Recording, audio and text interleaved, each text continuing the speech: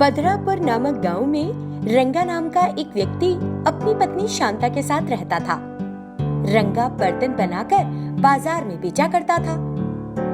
मिले पैसों से वो अपनी पत्नी के साथ जिंदगी गुजार रहा था। एक दिन रंगा बर्तन बना रहा था और शांता मिट्टी के बर्तन में खाना बना रही थी। तभी एक बर्तन नीचे गिरकर टुकड़े टुकड़े हो गया। वो परेशान होकर अपने पति के पास गई। ए जी, मेरे हाथ से एक बर्तन फिसलकर फिर से टुकड़े टुकड़े हो गया। मैंने तुमसे कई बार स्टील का बर्तन लाने को कहा है, लेकिन तुम मेरी बात कभी नहीं सुनोगे। हाँ शांता, यदि आज मेरे बनाए हुए सब घड़े बिक गए तो मैं तुम्हारे लिए एक स्टील का बर्तन जरूर लेकर आऊंगा। रंगा बर्तन लेकर बाजार चला गया। बर्तन ले लो बर्तन। इन बर्तनों को अपने घर में खाना बनाने के लिए ले लो जी। इस तरह वो लोगों को बुला रहा था, लेकिन शाम तक एक भी बर्तन नहीं बिका।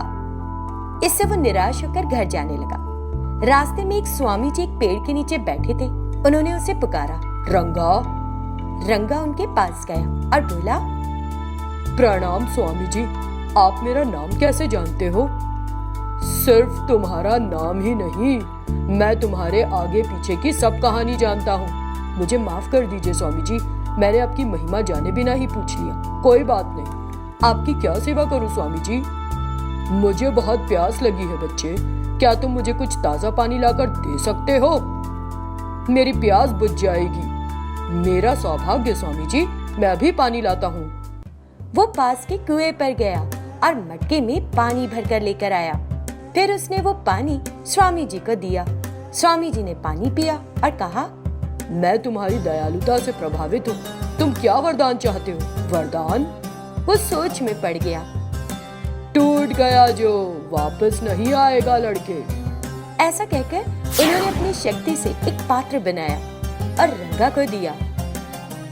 रंगा उस पात्र को देखकर, मैं भाग्यशाली हूँ स्वामी जी, इतना कहकर उसने वो बर्तन ले लिया।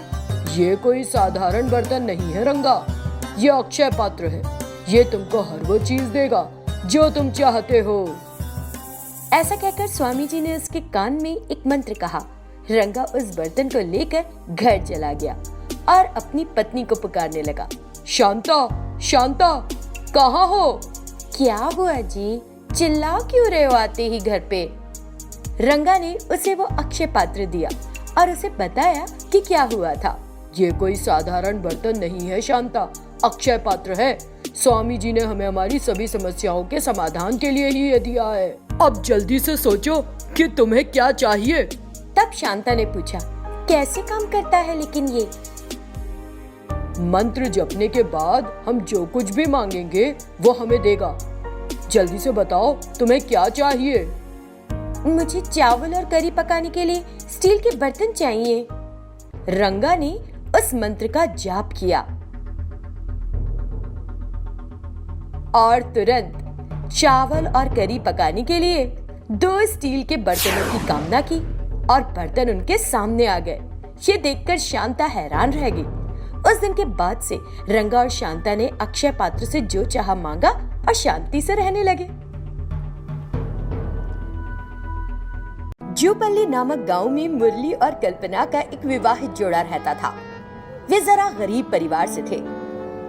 मुरली एक किराना स्टोर में काम करता था और उस पैसे से वो अपने परिवार का भरण पोषण कर रहा था।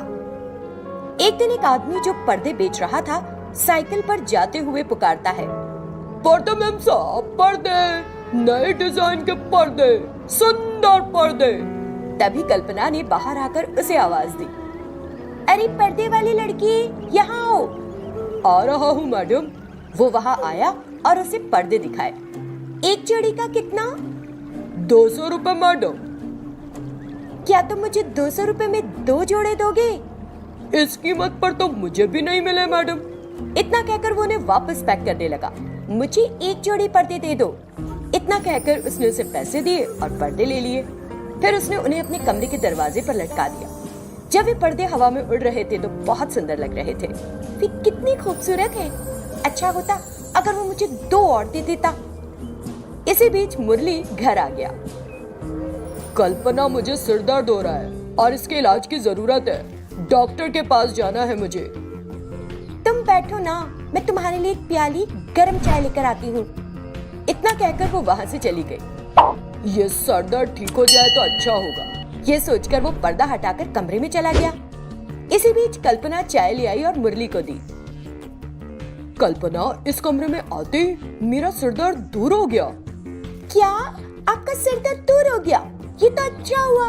सबसे पहले आप चाय पी लो, नहीं तो ठंडी हो जाएगी। फिर उस रात जब मुरली सो रहा था, कल्पना ने अपना सारा काम खत्म किया और आते जाते अपने आप से बात करने लगी।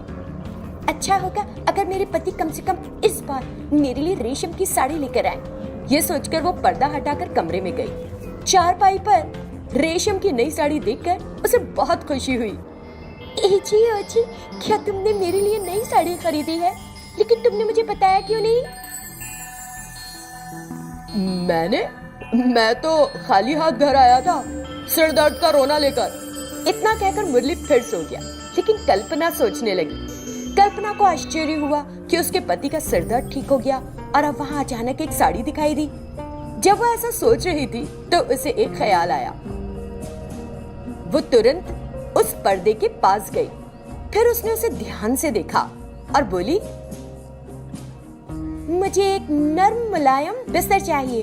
तुरंत उसका पति एक बहुत ही नर्म और मुलायम पलंग पर सोता दिखाई दिया। ये देखकर कल्पना बहुत खुश हुई। फिर वो अपने पति को जगाती है और उसे उस जादुई पर्दे के बारे में बताती है। इसके साथ ही दोनों ने घर के लिए सभी चीजों के लिए उस जादुई पर्दे से कहा। फिर उस जादुई पर्दे की मदद से उन्हें नई नई चीजें, सोने का हार, पैसा और भी बहुत कुछ मिला। ये देखकर वो खुश होकर बोली, हमारी सभी समस्याएं हल हो गई हैं। अब आप खुशी से जी सकते हैं। तुमने जो कहा वो सच है कल्पना, कि भगवान ने हमारी सभी समस्याओं का समाधान कर दिया। कुछ देर बीत गई। फिर अचानक मुरली ने उसे जगाया। तब कल्पना ने उठकर चारों ओर देखा। घर तो पहले की तरह खाली था।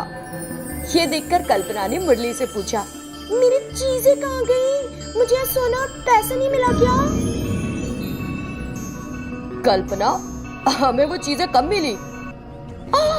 तो क्या ये मेरा सपना था? क्या ये सच में नहीं हुआ था?